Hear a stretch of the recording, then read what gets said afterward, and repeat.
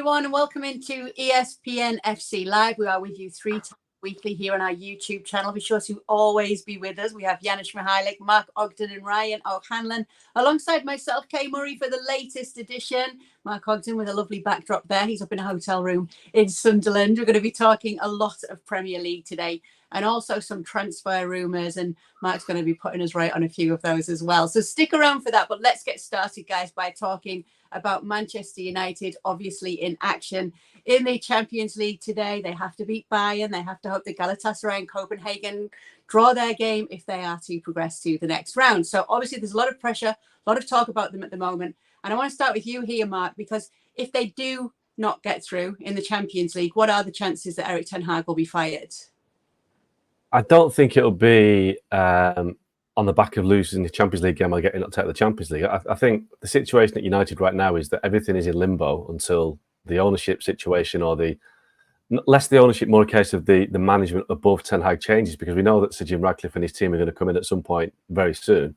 I think that is when the clock starts ticking on Ten Hag, because as it stands right now, there's nobody there to dismiss him, because the Glazers aren't going to do it right now, because they've got more interest in the situation of changing the emphasis of the structure beneath them. So it will all depend on Sir Jim Ratcliffe coming in, and I would guess that with this season pretty much a write-off, I think United are going to struggle to get into the Champions League spaces. It might be a case of let's get to the summer and then make a cold-hearted judgment on Ten Hag by then, and even maybe give Ten Hag the opportunity to lose his job, in the sense that if he doesn't get into the Champions League, then it's easier for the new regime to say, right, you've failed to get into the Champions League, you've taken the team backwards, it's time to move on. Mid-season, with no obvious options to come and replace him, I think it's going to be difficult for Ten Hag to go, unless results get really, really bad.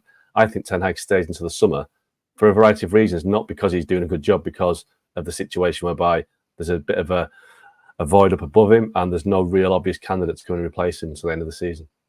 Where do you stand on that, Janusz? To me, it's a bigger problem. I mean, it's almost like crossing the Rubicon. That's where they are in those next 2 games, right? More of an existential question about Manchester United in general. But I'm with Mark because there's always that hope that when Sir Jim Ratcliffe comes in, maybe there's going to be some deeper changes that are going to go over the years. Because let's be honest here. I mean, we're looking at Manchester United, that we're talking about how massive of a club that is. But this rebuild, it seems to be taken now for what, 12, 13 years since Sir Alex Ferguson has left. You look at Arsenal, who had a similar situation with Arsene Wenger, and they're coming back in a short period of time. We'll probably get to Chelsea, but I feel that Chelsea are going to get there before that. Maybe, who knows? So my issues here that, I'm looking at Manchester United team that at the moment is it feels like a retirement club rather than anything else. So he'll stick around, but I think today, what happens when Harry Kane comes in and scores a couple, which I believe he may, and then you lose to Liverpool. But I'll go with Mark, because he's probably right. Who's going to pull the trigger? Oh, Janusz, where's that spirit of Eintracht Frankfurt that maybe Manchester United could have against Bayern Munich? Well, I knew you were going to go about, Bayern Munich maybe aren't at their best, but I look at that squad, right? Look at the team of Bayern Munich. Look at the player in every position, and look at Manchester United. I don't think it's even close. So, I mean, there may be in a bad way, Bayern Munich, but if you're going to get them going, you'd feel that, okay, with the sort of players that Bayern Munich have, it's much, much easier, much closer to get the ship right than it is with Manchester United, because no matter where you look, you don't see one world-class player. You really don't. And, Bruno, I don't want to start this going here, but okay, he seems like one, but he doesn't act like one. Ryan, you've actually written about the terrible times at Manchester United as your latest article. What are the main points that you've picked out there? Yeah, I just tried to sort of list the reasons for why the team is so terrible, basically, because I think with Manchester United, right, like on the one hand, there are underperforming players, there are injuries, there are questions over Ten Hag. All of the decisions he's making this year, there's questions over who they're signing. And on the other hand, like, this is just the same pattern that's been persisting for 10 years, right? Where it's, since Sir Alex Ferguson left, they'll finish second or third, then they'll finish 6th or 7th. and then they'll bring in a new coach, and then all of a sudden they'll finish third or fourth, and it'll feel like a success, even though like third or fourth place isn't successful for Manchester United. Like it shouldn't be, given how much money the team has, but because the team has underperformed so badly and they have this volatile kind of up and down, performance level from season to season, you kind of convince yourself that, oh, they finished in third. Like this is progress for a team that has more money than all but 2 teams on planet Earth. So yeah, I tried to list out the reasons. And I think, it all comes back to ownership ultimately, as we're talking about, because ownership, the Glazers are the only people that have been at Manchester United since Sir Alex Ferguson left. Everyone else has cycled in and out. And all the same stuff continues happening. But at the same time, I think that there's specific reasons for why the team currently they have the worst goal differential they've had since Sir Alex Ferguson left through 16 games. So there's a pretty good argument that this is actually the worst that they've been at any point. Yeah, there was that stat that from 92-93 to the 12-13 season under Sir Alex, United only suffered 9 shutout losses at home by at least 3 goals. Well, since the 13-14 season, it's now happened 15 times. But Mark, to go to the dressing room, Scott McTominay has actually said that the dressing room's no longer toxic, which is different to how it was under some of the previous managers at Manchester United. And he insists that Ten Hag has changed the culture at the club. I don't believe any of that, though. I'll tell you why I don't believe it. It's because when the dressing room was supposedly toxic, they weren't saying it was toxic. It was the message we were getting out of the dressing room at the time was, oh, no, it's a great spirit within the camp and everyone gets on. It's only afterwards that people admit that actually it wasn't quite like that. And when results are so bad, if the dressing room isn't toxic at the moment, that'd be quite a worry, because you'd hope that there'd be people in that dressing room arguing with each other and pulling each other up and telling each other they're not doing the job. And if it's not like that, then that is a problem. So I think when players come out and say the dressing room's great and the spirit's great and it's not toxic anymore, I think that right to tell us it actually is, because it doesn't stand up that the fact results are so bad that it shouldn't be a happy camp. I mean, Janusz will know better than me, but when a team's not winning, if it's a happy camp, there's something not quite right. So I don't buy into that, what McTominay's saying. I think the reality is that the Man United dressing room and the squad is quite split. And I think you're seeing that with performances every week. Go on, Janusz. Yeah, no, and the issue here is really, I mean, toxic or not. I mean, you look at Manchester United, and we often talk about mentality, right? And it's too often. What is mentality, right?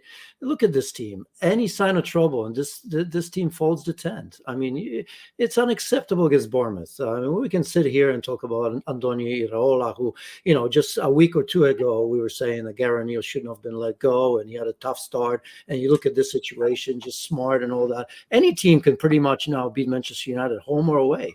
That's the bottom line. And the problem is with the recruitment. I mean, you have a recruitment. I mean, who wants to come to Manchester United? Let's be honest. We used to say that, but we were maybe afraid because of, I don't know, people online. I don't really care. I mean, you look at this Manchester United, the only players that are coming there is that the Ten Hag knows. Nobody else is coming. Who's going to really come to this team right now?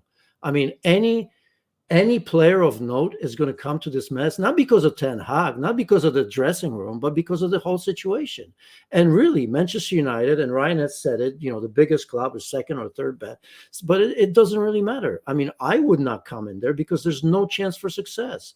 I mean, this is a retirement club, right? I mean, if you look at Eriksen, look at Casemiro, look at Varane, even though I have respect them, and to some degree, I would like to see Varane again. But with the injuries, with the age, where they are in their career, how can this be successful? I mean, where are the young players that we used to see, or where's the idea of building a club that, okay, we are where we are. This is not 1 year, not 2 years, not 3 years. This has been, for the most part, 10, 12 years of this. And there's no light at the end of the tunnel. So I think at the end of it, it really comes down to the players that you have and how much can you get out of them, right? Martial, I don't want to go there. Højlund, nice guy. I'm sure he'll come good, maybe finally score a goal or two, right? But you could have had Harry Kane, although I don't believe he wanted to come there. And then McTominay thinks he's Ronaldo right now. Fair play. I mean, but there's something wrong when your best player is McTominay. The situation is not great, and by no means am I taking anything away from him. Well, you mentioned Ronaldo, so let me just put this to you, Ryan, before we finish on Manchester United. We're getting some comments through right now saying Cristiano Ronaldo was right after all. What do you think of such comments? Oh God. I mean, he was right in terms of his criticisms of the unprofessionalness and just kind of the mess that the club is. But at the same time, I actually credit Ten Hag for cutting ties with Ronaldo. I don't think that was an easy decision. And Manchester United did get immediately much better as soon as Ronaldo stopped playing. So I think they were right to get rid of him. But I also think that Ronaldo's criticisms of, the just how kind of stuck in the past and unmodernized this team is were also correct. Go on, Mark. Yeah, I just want to say on Ronaldo, I think that, as well as he did in that first season, all the goals he scored, I think that the root of United's problems right now, and they've had a lot of problems, but I think the root of them right now is bringing Ronaldo back. What was it, 2 years ago, and they're only going to Solskjaer? Because at that point, Solskjaer looked like he just might have been getting something going. He had Rashford playing really well, and he had other players that were just kind of coming to the fore. And Ronaldo came in and just completely exploded the kind of harmony in the squad. And he was the big ego, and people had their kind of nose put out of joint. People didn't like it. And that sense of selfishness that a few players have developed since then, that maybe Ronaldo kind of had more than anybody else, remains. There's a lot of players that are playing for themselves or not playing for the teammates. And I think that stems from the kind of the earthquake we had when Ronaldo came back, and it was almost like every player for himself. And that mentality has stayed, and Ten Hag hasn't been able to eradicate that. He hasn't got the personality or the credibility amongst the squad to get rid of that. So what United need right now is a complete reset. It's like Man City had at the outset of their kind of growth in the shape, man. So the kind of a project that comes along, and it encourages players to come along in the sense that something's changing, something different, something exciting. There's nothing exciting about Man United right now. So until it changes, it will remain the same. This kind of miserable club that everyone wants to get away from, it won't change until they have this kind of exciting project to appeal to people. Meanwhile, there's some tough times upon Chelsea right now, and a lot of talk about Mauricio Pochettino's future, especially on our ESPN FC show. Where do you stand on it, Janusz? Yeah, it's been a mess. Speaking of recruitment, right? We were just talking about Manchester United, and you look at Chelsea. Where do I stand? I mean, it's a process. I actually, you think I'm crazy, but I think it's going to come good. At least there's an idea, and although it's not going to come good this year, I think it was calculated risk, and maybe the only reason that I'm skeptical a little bit is that they didn't take care of the biggest problem, which is obviously scoring for them. But I think if I look at the players that are out, I do believe that Christopher Nkunku, when he comes back, he's going to help the team. I think that the likes of Ben Chilwell, Wesley Fofana, those are big losses. When you look at as young as the team was, you look at some of the key players that haven't come good just yet. So pressure on Pochettino, because I do think that he should have maybe have a little bit of an identity, but I think this was built in to some degree with everything that has happened to Chelsea over the years. Do I think they should have been higher in the table? Absolutely. But if we're talking about managing crisis, and I think we are with Manchester United and Chelsea, I think I have better hope for Chelsea at this stage. So it's not great, but I think it'll come good. Oh, that's actually a little segue into the next question I have. It's something that we brought up on FC, and I'll put it to both of you, Ryan and Mark. I'll start with you, Ryan. As to which team is worse, with Chelsea or Manchester United, we actually put it to our ex-players, which team they would rather be on right now. And the feeling among them was Chelsea, and Stevie Nicol was explaining that even just driving into the car park to be at a team like Manchester United at the moment would feel very heavy for him, knowing everything that's going on there at the club. But which team do you think's worse, Chelsea or Manchester United? In some sense, it feels crazy to say that Chelsea's better than Manchester United, given the game they just played recently, which in some ways was probably one of Manchester United's best game of the season. They should have won by way more, I think. But on the whole, I'd much rather be Chelsea. One, you just look at the talent on the team. They, one of the benefits of building the team and the way they're doing, they have a lot of good players, even if it's hard to figure out who the actual good players are and who should be playing. And then two, I think, like with Chelsea's struggles, a lot of the games, not recently, their form has dipped recently and they've been quite poor.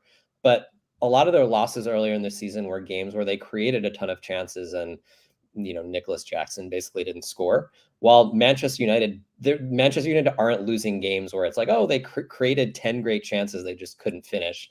It's no, they didn't create anything, and the other team created a ton. So I think kind of the underlying health of the teams, both from like the health of the squad itself and then the health of the performances, despite the way it looked when they played each other, I would lean Chelsea. What do you say, Mark? Yeah, listen, I think Chelsea have got a brighter future in the sense that, you know, they have made a lot of mistakes with recruitment. They've signed too many young players, but at least they're not cutting corners by trying to sign players. They're not trying to do it on the cheap. Now, Man United are doing it on the cheap. Rasmus Højlund was a cheap version of Harry Kane, and you get what you pay for. Chelsea are signing players like Sofian Amrabat that are, you know, loan signings that are just there to do a patch-up job. So Man United are signing patch-up players and players that they think will do a job but not sure of. I think Chelsea at least are showing some ambition. And when it all settles down at Chelsea, they have got some very good players there that will find their feet eventually if they can drop in a couple of experienced players. At United right now, they're just in this kind of this terminal decline. And, you know, I think somebody made the point recently in X-Play that everything about United looks really down. You know, even the manager doesn't smile, and he's the guy that's meant to lead and kind of motivate people. And he looks the most miserable man on the planet right now. He never smiles. So if that's your boss and you're a player and you're looking to him for guidance, you're thinking, mate, come on, just, you know, lighten up a little bit and bring some levity to this. And it's really, really downbeat at United right now. So I think Chelsea haven't got those problems. Chelsea's problems are different. And I think long term, or even medium term, I think Chelsea are a better bet. Let me go around the table. I'll start with you then, Mark. We've got Chelsea will finish this season in the Premier League. So they're 12th now. I think it's 14 points off the top 4. What position do you think they finish in? I mean, they're 8 points behind United. So I think that United will just finish above Chelsea, but I think United maybe finish 6th and Chelsea finish 7th. But I think Chelsea will close the gap. But it's a very big gap to the top 4. I don't see them closing that gap at all. Janusz? Yeah, nowhere near top 4, but I think they will be close to Manchester United. The 8 points is not insignificant with all the issues that United have. It's still 8 points, but I think when Chelsea starts recovering players, you're going to see an uptick because that's a big thing. We often say, well, it's an excuse. I think when I look at Chelsea, that's a bigger problem for them than for many other teams in the table. Ryan? I think they're going to finish like 8th or 9th. That doesn't mean I think they'll win more than the 8th or 9th most points for the rest of the year. They just have built such a big hole. And then, you know, Brighton, Aston Villa, Newcastle, Tottenham, you have all those teams ahead of them that are going to be hard to catch as well. So I could see them catching United, but I don't know if I see them going much higher than 8th or 9th.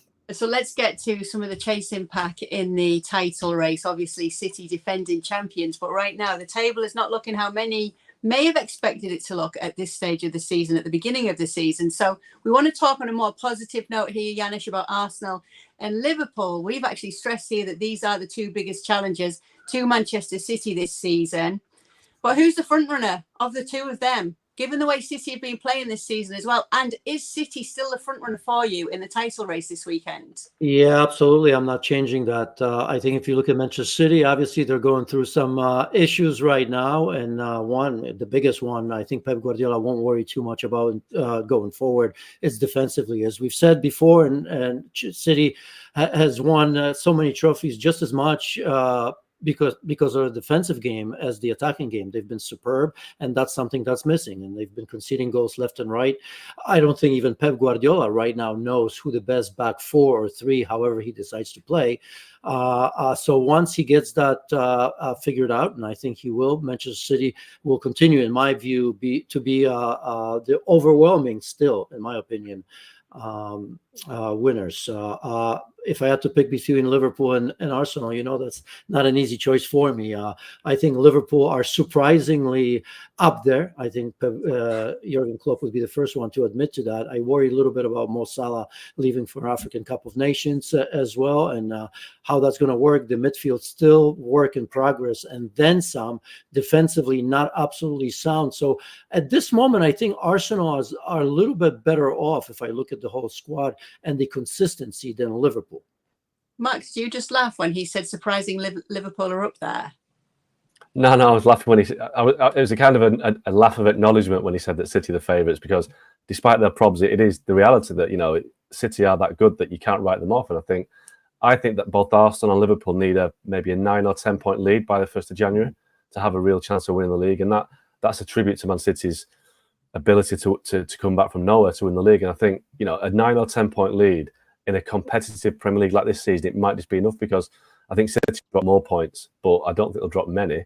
So a 9 or 10 point lead, I think, will be just about the right cushion for either of those teams to hold them off. But one thing, I think the only thing we can guarantee is that the second half of the season, City find a surge, and the likes of Arsenal, Liverpool might find it going a bit tough because, like Janusz says, Salah, African nations, Arsenal, the doubts of last year's running might creep in again. So that's when City are most dangerous, that in that last 2 or 3 months of the season. So 9 or 10 points by January the 1st, that's the task for Liverpool and Arsenal. Yeah, that's got to be in their minds, hasn't it? City's second half season push. Arsenal or Liverpool for you, Ryan? I think, to me, they're interesting because it's sort of a question of do you want the team with the arguably the best attack in the league or the team with arguably the best defense? Liverpool, the attack, Arsenal, the defense. And to that question, I honestly, given how hard it is to take down Manchester City, I feel like when you have the attack that Liverpool has, they have a higher ceiling than Arsenal do, while Arsenal probably have a higher floor. And, if you want to win the Premier League, I think you want the higher ceiling. Plus, Liverpool do have a current lead on Arsenal on the table, which makes a difference. So I would lean Liverpool. I agree with the guys, though, that we do this every year. Manchester City are still the favorites, but it's different this year because they have two teams chasing them instead of one. So I think that makes it more likely that one of them kind of, hits a hot patch and ends up nipping them at the end. And obviously, for as long as Pep Guardiola is in charge at Manchester City, it'll probably continue that they will be the favourite. But let's talk about his future, if we can, Mark. It's something that does come up now and again, and we really want to get there because his new deal takes him to the 24-25 season. Where do you think he'll be right before the 2026 World Cup? Because we are seeing rumours about him maybe being a national team coach, maybe even England in the future.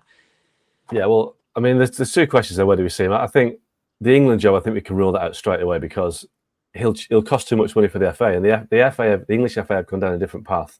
What they want to do is kind of give a nod to their St George's Park production line of coaches. So when Gareth Southgate goes, it will be another kind of Gareth Southgate. They will do everything they can to find an English coach or a coach who's come through the English system. So, and it will cost about a fraction of what Pep Guardiola would want paying for. So I don't think Pep Guardiola is going to be anywhere near the England job anytime soon. At Man City, when he came in 2016, the idea was it was a 3-year project, and he's still there because Man City their owners know that there is no other option. It's Pep Guardiola, and that is it. If Pep Guardiola was to leave tomorrow, where would they go? There is no obvious option. They've seen what happened at Man United when Sir Alex Ferguson left, so City will do everything they possibly can to keep Pep. No matter what happens this season, they will do everything they can, and they've done that twice now. Each time his contract's been close to going up, they said, "Look, Pep, you can do whatever you want. You can have whatever you want. We'll pay whatever you want. Get whoever you want to play for you," and he stays. So I think Pep will still beat Man City in 2026. I don't think he'll go. What do you think, Janusz? Absolutely. There's absolutely zero reason and no team that he should go to, really. Unless, I don't know. The only one I could think of was PSG, but that project is absolutely crazy and unstable. And I think he likes the stability. He likes the fact that he's going to get the players that he wants. The whole club is behind him. So I don't see him for the foreseeable future going anywhere. And after that, he's already won everything there's to be won in this game. The only other thing I can see is Major League Soccer. I really can. We all know how much he loves New York, NYCFC, new stadium being built. And I'm talking about 3, 4, 5 years. And maybe that's going to be his way to, combining the love of New York City, United States, and maybe the team. And in the end, maybe Spain, right? That would make sense. There's always a lot of young players that he'll probably enjoy playing. But that's me just guessing. It's probably crazy, but I don't see him leaving. It's sort of same with Klopp, right? Where Klopp said, I'll probably be gone. He's still at Liverpool because he sees that they're both in the best league in the world right now, and why go elsewhere? Well, you mentioned MLS. Let's just put a crazy one out there. This is just us creating this, Ryan. You definitely wouldn't say no to him for the US men's national team, would you? Well, there you go. No, I'd take Berhalter over him. Right, that is getting you kicked out of the show for today. Thanks so much for joining us. We'll be with you again and speaking to you really soon. And make sure to check out Ryan's latest article about the terrible times at Manchester United. It's time for our transfer rater, but before we get to a lot of the rumours, we've got to get Mark Ogden to wade in right here because there's quite a few rumours coming up about Manchester United. One of them is a Jadon Sancho Rafinha swap deal. We're also seeing Jean-Claire Todibo to Manchester United. That's the Nice centre-back. Well, let's start with the fact that there's quite a big caveat there, isn't there, Mark? Yeah, the big caveat is that Man United haven't got any money. So that is the big kind of roadblock to them actually spending some money in January. The reason they haven't got any money is that they are very FP because they overspent in summer 2022. They overspent wildly and they didn't bring enough money in commercially. So that's why they've got a problem. So unless they can offload a player and then bring some money in. So the options are Jadon Sancho. Well, obviously we know that Jadon Sancho seems to be heading for the exit door, but let's be honest, who's going to spend a lot of money to sign Jadon Sancho? Because they know that he's damaged goods in the sense that Man United aren't playing him. So United are going to get a real kind of low offer for Sancho. Maybe Casemiro, Rafael Varane might head off to Saudi Arabia if the big money deal comes in, but I don't see that happening either because I'm hearing that Saudi Arabia are pulling it back in a little bit in terms of January window. So if United can't get anybody out, they're not going to get anybody in. Now, may get 20, 25 million for Sancho if they're lucky, but that won't happen 1st of January. That might happen the 31st when people know that United are desperate. So, yeah, the negative word for Man United fans right now looking for a big January spending spree, it's just not going to happen. It really isn't. And the reasons are United can't do it. They'll breach FFP and that'll put them back even further. All right, so let's move on to a team that hasn't got anything to do with Manchester United then right now, because Janusz, and this will combine your love for watching Serie A as well, and obviously how strong Inter have looked this season, and how strong in particular Hakan Çalhanoğlu has looked, and the fact that he has got Tutto Sports saying that the likes of Liverpool and Chelsea will be looking at a player like this to try and convince him to come away. Now, it's just a rumour. It's coming from the Turin press right now, but you can understand why that rumour's there. He says he wants to stay at Inter, but do you think he would be swayed if a big Premier League club were to come in? Not in January, for sure. Too much to play for. It's a Scudetto, as we've mentioned. I think, in terms of Champions League, I think they're one of the favorites to get to the final, and who knows? I mean, we saw how close Inter came to Manchester City last season. They can play just as well, if not better. And, that midfield is spectacular. I think Çalhanoğlu benefits from, the second lease on life, or second, maybe third with Mkhitaryan. Of course, Barella's exceptional. I mean, they lost Brozovic, let's not forget. And I thought he was one of the most important, if not the most important cog in that midfield in so many ways. So, no, of course, there's just too much at stake at Inter right now. I think this team is probably feeling like they're unplayable to some degree, even after losing Lukaku.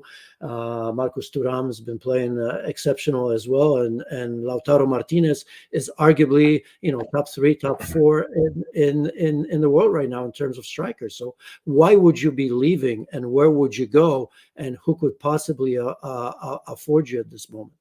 Well, we are talking about strikers. Obviously, Ivan Toney's name's coming up, Mark. And let's just touch, if we can, before we go, on what Chelsea's activity might look like in January, because we've just heard Pochettino. Yes, we know how much they've spent, but he has said that he needs more signings in January if he's able to actually start to achieve the objectives that he's looking to do.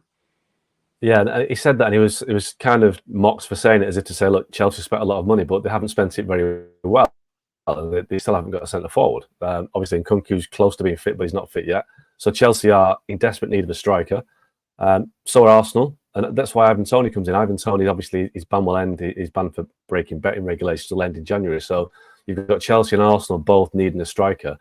Again, I'm not quite sure they've both got the money to do it. I think Arsenal might struggle to let people go. Ivan Toney is the one to watch because he's the guy that has got a proven Premier League record, top goal scorer. He's fit and going in January. And I think Brentford, they're a club that will look to raise money by selling players for a profit, and they'll make a massive profit on Toney if they decide to sell him in January. Final say, if there were the funds for both teams, Janusz, if you were Ivan Toney, which team would you prefer to be on? Well, I think I go to Arsenal. Although, as I said, I think Brahim Mbeumo is out now for a considerable amount of time. I don't know how they can afford to lose him. That's another thing. Obviously, I don't know if you spend tons and tons after a player hasn't played. I think Ivan Toney can come in and do the job. But I think there would be a doubt for me to spend tons of money, until I see him play. So, but if I were him, I go to Arsenal, because that project is very close, even this season, to actually work, right? I mean, they may be short a player like that, even in rotation, because I think Gabriel Jesus is doing a tremendous job, but it's a different type of a player for sure. So I go to Arsenal. All right, that will do it for the latest edition of ESPN FC Live. Thank you so much for being with us. We'll see you again soon.